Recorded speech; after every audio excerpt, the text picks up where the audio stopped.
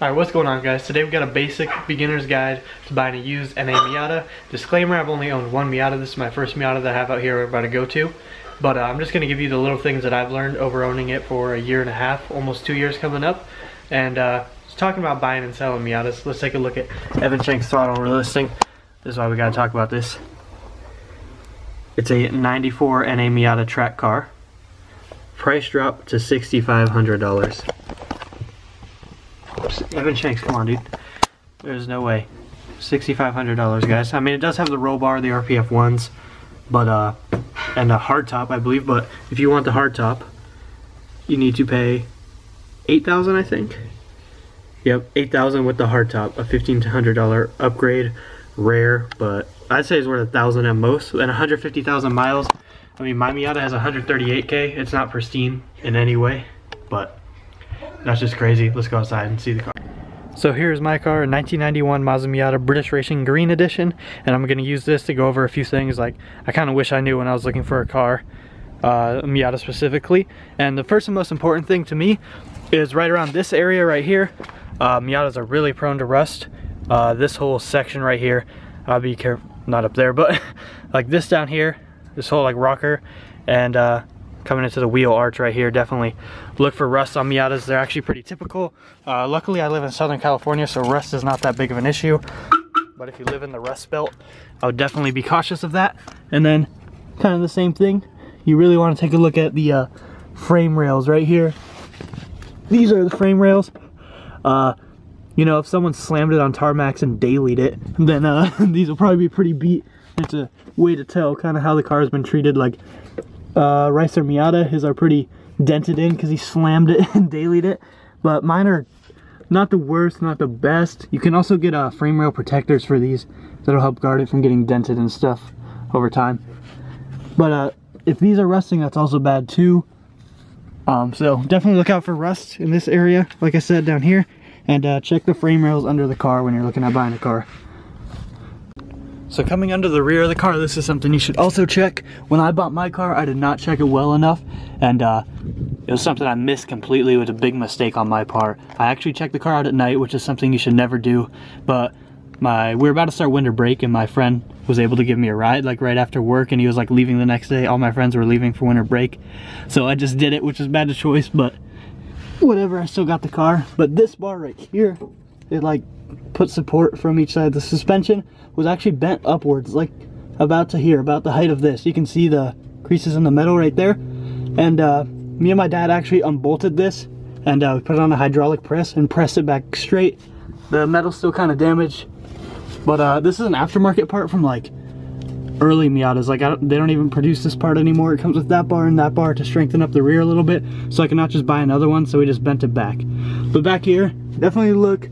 You can kind of see some of the suspension bushings, you know, the axles, sway bar, end links. Mine has upgraded sway bars. But just look for any, you know, rust signs back here. Just check anything for anything that looks abnormal. You can kind of see the condition of the bushings from back here too. Just little things to take note of. But definitely take a good look under here and check the differential also. Make sure that is not leaking heavily anywhere. You can see where it bolts, the axles bolt to the differential right there. Make sure you take a look back here. Differential, it's not that big of a deal if it's leaking. It's not that hard to fix, but it's just another thing they might be able to use to negotiate the price down. So in NA Miatas, in all Miatas I believe, the battery's actually in the trunk right here on this right side next to the spare tire. My trunk's full of stuff, but it's actually right here behind this carpet. So this, sometimes, I don't even have my thing on. I just got one from the junkyard. I need to put it on the battery mount actually. When the battery mount comes loose, like my bungee cord broke, so I'm about to put on the mount. This thing will actually shake when you take some hard corners, and it can actually dent right here. So it's pretty common to see a bunch of dents right here, the typical Miata battery dents on this rear quarter panel. And it's nothing too abnormal, but just another little thing to look out for. If you're seeing a bunch of dents there, that is most likely why. So the hardtops are extremely valuable for these cars. They have striker plates right here, and latches. Let me get that to lighten up. Or a mount right here. And also right here, right next to the seat. Some don't have these, like OEM cars that didn't come with one. They won't have the plates right here, and they'll just use like these latches back here. So those latches and these to keep it on. But it's always nice to see these here. Just, I like having them for the extra safety. And I'd always run mine with some right here. Inside the car, in 1991 models and 1990 models, there is no trunk release to open the car from the inside. There's only a gas release, and the previous owner of my car tried to rig something up, but it doesn't work. But in 92, they started adding a trunk release inside because some people like me, you know, you lock your keys into your trunk and you got to get another key made or go get your spare key. Mine was at my apartment 100 miles away, so I had to drive and go get that instead of paying someone to make it. The engine bay is definitely something you should spend a lot of time looking at. You know, look for common things on any car, coolant leaks, oil leaks, that kind of stuff. And on my car, you can see under here, under the brake mass under cylinder, there is rust under here, so some brake fluid was probably leaking, ate away the paint, and that causes rust once the paint is gone. So look out for some rust here. You know, you definitely don't want leaky brakes. And over here, this is the clutch. I have a stainless steel line on mine. And the slave cylinder on Miatas often goes out, so your clutch fluid will start leaking through the slave cylinder, which is actually down under here. I don't know if you guys can see it. It's like right here. You can see it right there, the line, the stainless steel line coming in. That is the clutch slave cylinder. It leaks heavily on Miatas after a while. I've already had to replace mine. My clutch was leaking and actually ended up going out because there was no fluid in it, so I had to replace that, but it's like a $20 fix. So don't be that worried about it if it's leaking fluid, because it's probably an easy fix. Now for 1990 and I think the beginning year of 1991, there was actually some crank pulley wobble. So when the car is on, if you watch this crank pulley closely, if it's wobbling, that is something you do not want, and the motor's pretty much toast at that point as far as I know. This car is a late 91, so luckily I didn't have the issue. It's actually the short nose crank motor is the one that'll have the crank pulley wobble, and this is a long nose crank motor. So if it is a short nose, you definitely need to be on the lookout for that. That is a very common problem from what I've read. But looking more into that if you're gonna buy a 1990 or an early 1991. At the back of the motor, there's this camshaft angle sensor right here. You can see the plug going into it right here. And there's actually an O-ring in there that tends to leak on Miatas. On the 1.8 liter motors, this camshaft angle sensor is actually gonna be over here on the right side. But on this 1.6, it is over here on the left. Now there's an O-ring that's only about like $2 that you can buy online, and you just pull this out, unplug everything, replace the O-ring, put it back on, and it should stop any oil leak. Like on my car, it's probably too dark for you guys to see, but there is oil like on the whole back of the motor, and it leaks on top of the transmission. So if you see oil back there, that is the most probable cause. It's not that hard of a fix, just like 30 minutes and an O-ring and you should be good. Also, the oil dipsticks always break on these cars, so if it's broken, no big deal. It's just, they all break. So now we're under the front of the car. Just as the back, check the condition of the whole control arms, make sure they're not bent or anything.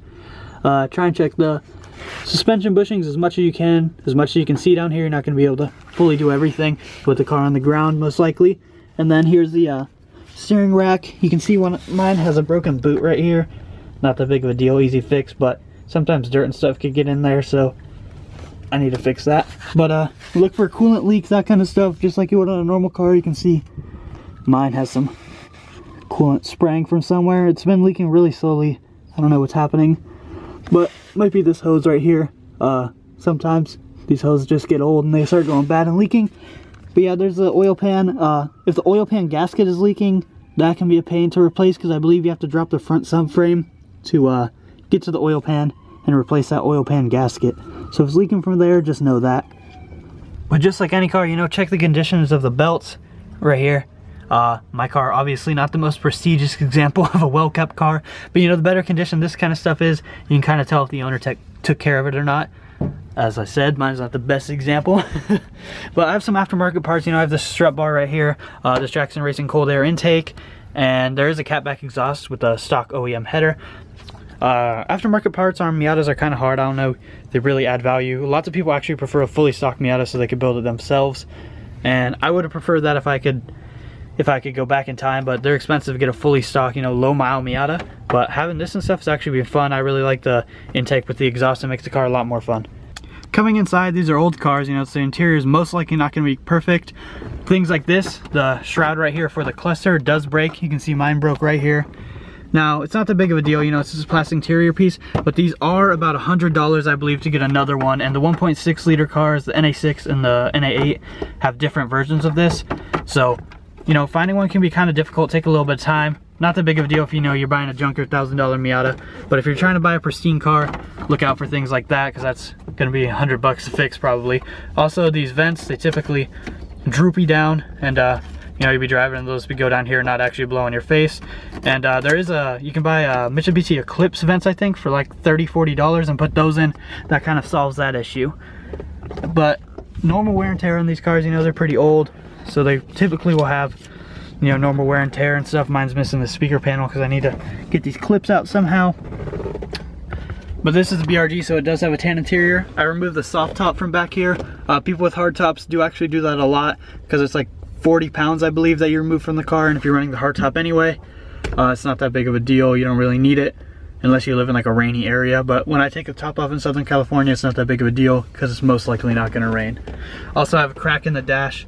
Miatas don't crack dash as much as, like I say, a 240SX, but mine definitely has a couple of cracks throughout it. Another thing just to look out for. Thank you guys for watching this video. That's all I got for you guys today. Hope you guys did enjoy and maybe even learn something. I'm not an expert on Miatas in any way. This is my first Miata, like I said. I've owned it for about 1.5 years. These are just some little things I kind of maybe wish I would have knew before I bought it, especially like the rear end. Like I said, check that out. Check the car out in the daytime. But I hope you guys learned something. I know it's not the most in-depth guide, but it's kind of like a beginner's guide. Things to look out for, things to be cautious for. Thank you guys for watching again, and leave a like if you guys enjoyed or you learned something.